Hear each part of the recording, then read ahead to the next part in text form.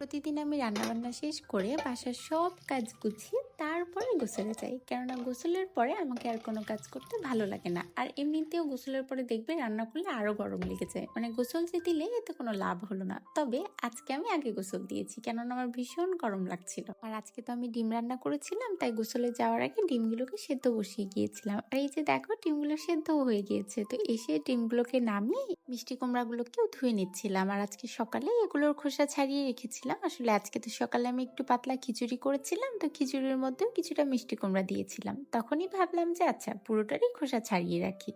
আর জানো, আমি এটাকে হয় ভাজি করি আর না হয় ভর্তা করি, মানে দুটোই তো শর্টকাট, তাই অন্য রান্নাগুলো আর তেমন করা হয় না। আজকে কেন জানি আমার রান্নার সময় এত তাড়াহুড়া হয়ে গিয়েছিল, তাই আজকে ভাতটাকে প্রেসার কুকারেই করেছিলাম। আর আমি তো ভাত রান্নার আগে কিছুক্ষণ চালটাকে ভিজিয়ে রাখি, তো এখানে চালটাকে ভিজিয়ে এবারে যাচ্ছিলাম মিষ্টি কুমড়া ভাজি করতে। তখনই মনে পড়লো আজকে তো আমি ডিম রান্না করব, তাই আসলাম জিরা ভিজিয়ে রাখতে। আসলে জিরাটা আমি একটুখানি ভিজিয়ে রাখি, তাহলে আমার কাছে মনে হয় যে দ্রুত ব্লেন্ড হয়। এখানে জিরার সাথে আমি দুটো শুকনো মরিচও ভিজিয়ে রাখলাম। আসলে আমরা তো গুঁড়া মরিচটা খাই না, মানে সব রান্নাতেই আমরা কাঁচা মরিচ খাই, তবে মাঝে মাঝে এভাবে আমি শুকনো মরিচ একটুখানি ব্লেন্ড করে দিই।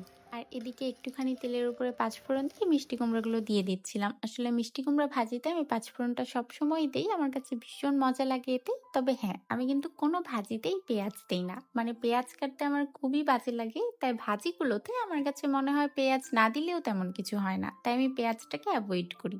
আসলে আমি কাটাকাটি থেকে যতটা পারি দূরে থাকি। এই যে দেখলে কাঁচামরিচগুলো হাত দিয়ে ভাঙলাম। তো থাকো তাহলে, আজকে আসি। আল্লাহ হাফিজ।